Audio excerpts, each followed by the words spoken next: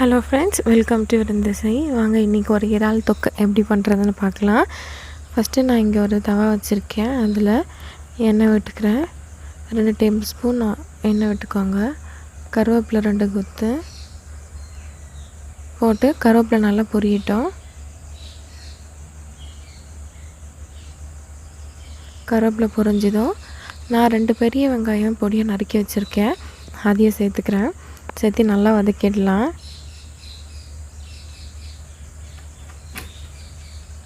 இப்போ பாருங்கள், வதக்கிக்கலாம்.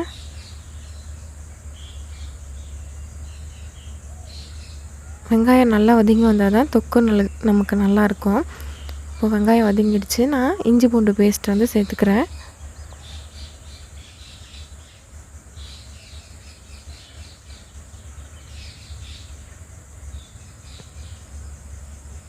இஞ்சி பூண்டு பேஸ்ட் வதங்கிறதுக்காக நான் ஒரு 1/2 டீஸ்பூன் உப்பு, மிளகாய்த்தூள் 1/2 டீஸ்பூன், மஞ்சள் தூள் 1/4 டீஸ்பூன் சேர்த்து நான் எல்லாத்தையும் நல்லா பச்சை வாசனை போகிற அளவுக்கு வதக்கிக்கலாம்.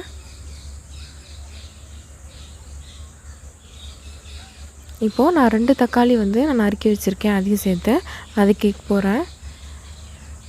தக்காளியை அரைச்சி விட்டு செய்யும் போது அது வேறு டேஸ்ட் இருக்கும். ஆனால் வதக்கி செய்யும் போது அந்த டேஸ்ட் நல்லாயிருக்கும். பாருங்கள், தக்காளி நல்லா வதங்கி வந்துடுச்சு. தனியாத்தூள் 1/2 டீஸ்பூன், மிளகுத்தூள் 1 டீஸ்பூன் வந்து சேர்த்துக்கோங்க.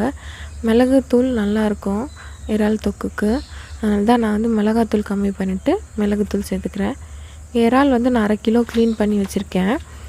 நரம்பு எடுத்துகிட்டு நல்லா க்ளீன் பண்ணி சேர்த்துக்கோங்க.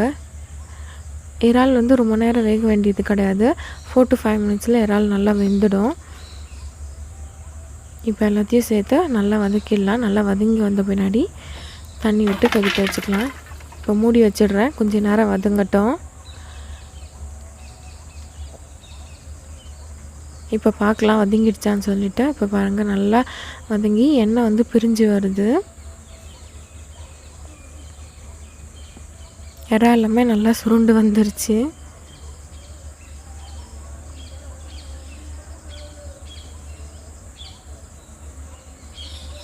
இப்போ நான் ஒரு அரை கப் தண்ணி மட்டும் நான் சேர்த்துக்க போகிறேன். 1/2 கப் தண்ணி சேர்த்து நல்லா கொதிக்க விட்டுருங்க. இறால் வந்து வெந்துடும். இட்லி தோசைக்கு வேணும்னா நம்ம தண்ணி வந்து சும்மா தெளிச்சுக்கிட்டால் போதும். தக்காளி இருக்கிற தண்ணியே வந்து சரியாக போயிடும். இப்போ பாருங்கள், நல்லா கொதித்து வந்துருச்சு. வெங்காயம் தக்காளிலாம் வதங்கி தொக்கு நல்லா ரெடி ஆயிடுச்சு. இறாலும் வந்து நல்லா வெந்து வந்துருச்சு. இப்போது நான் தேங்காய் பால் வந்து ஒரு 1/2 மூடி நல்லா அரைச்சி பால் மட்டும் பிழிஞ்சு வச்சுருக்கேன். அந்த பால் மட்டும் நான் சேர்த்துக்கிறேன். ஏன்னா சாதத்துக்கு சாப்பிட்றதுனால நான் தேங்காய் பால் சேர்த்துக்கிறேன். நீங்கள் இட்லி தோசைக்கு சேர்க்குறதா இருந்தால் வேண்டாம். இப்போது மூடி போட்டுடலாம். ஒரு கொஞ்சம் நேரம் கொதிக்கட்டும். இப்போ பாருங்கள், நம்மளோட தொக்கு ரெடி ஆகிடுச்சு. நான் கொத்தமல்லி போட்டு நான் இறக்கிட்டேன். அவ்வளோதான், நம்மளோட தொக்கு சூப்பராக ரெடி ஆகிடுச்சு. எல்லா டிஃபன் சாதம் எல்லாத்துக்குமே நல்லாயிருக்கும். இந்த வீடியோ பிடிச்சிருந்ததுன்னா நம்மளோட விருந்திசை சேனலுக்கு சப்ஸ்கிரைப் பண்ணிக்கோங்க. உங்களை அடுத்த வீடியோவில் நான் சந்திக்கிறேன்.